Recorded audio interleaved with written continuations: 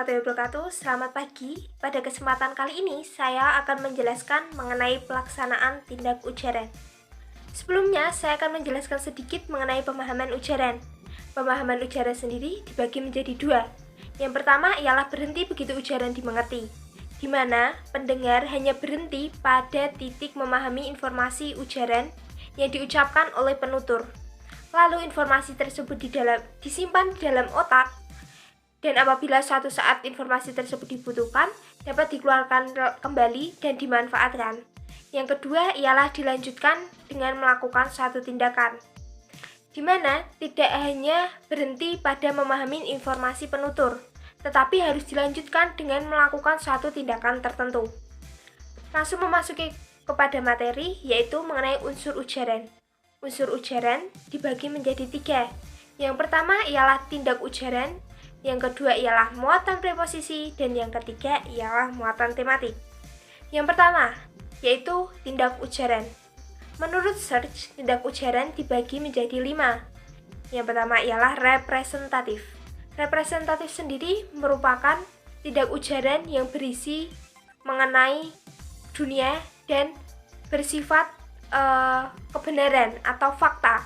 Jadi representatif ini tindak ujaran yang isinya itu fakta, sesuai keadaan yang nyata.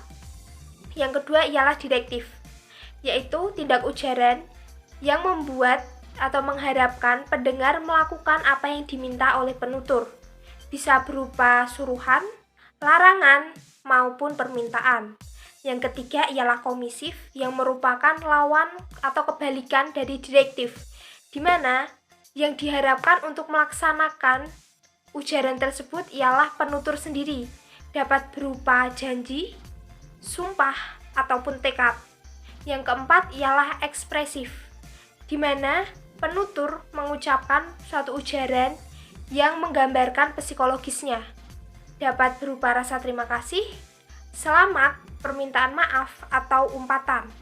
Yang kelima dan yang terakhir ialah deklaratif, di mana tindak ujaran yang dilakukan oleh seseorang yang berwenang agar ujaran tersebut dapat memiliki nilai. Contohnya ialah seorang hakim. Seorang hakim akan menjatuhi hukuman 5 tahun kepada seorang narapidana. Ujaran hakim tersebut yang menjatuhi hukuman tersebut memiliki nilai.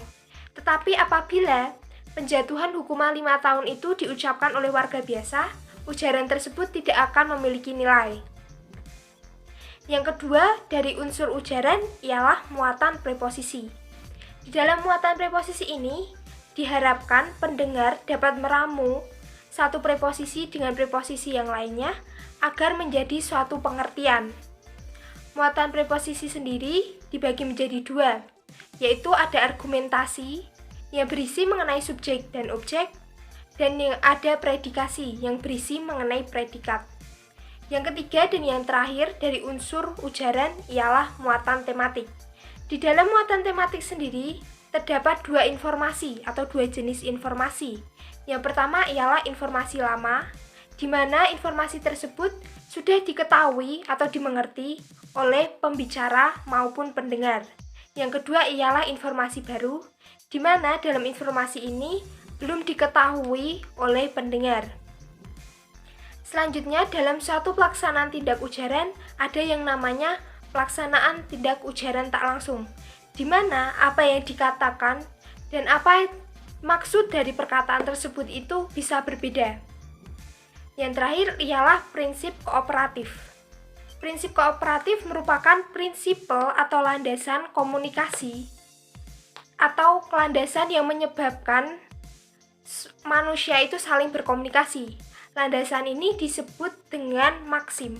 Menurut Grace, maksim dibagi menjadi 4 macam. Yang pertama ialah maksim kuantitas, di mana dalam maksim ini diharapkan informasi yang diberikan dapat seinformatif mungkin, tidak kebanyakan maupun kesedikitan. Yang kedua ialah maksim kualitas, di mana dalam maksim ini akan membuat orang tidak melakukan suatu ujaran yang dianggapnya tidak benar.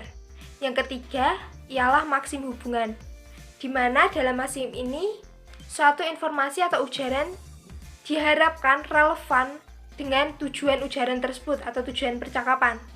Yang keempat atau yang terakhir ialah maksim cara, di mana dalam maksim cara ini diharapkan pembicara atau penutur dapat mengekspresikan pikirannya dengan jelas.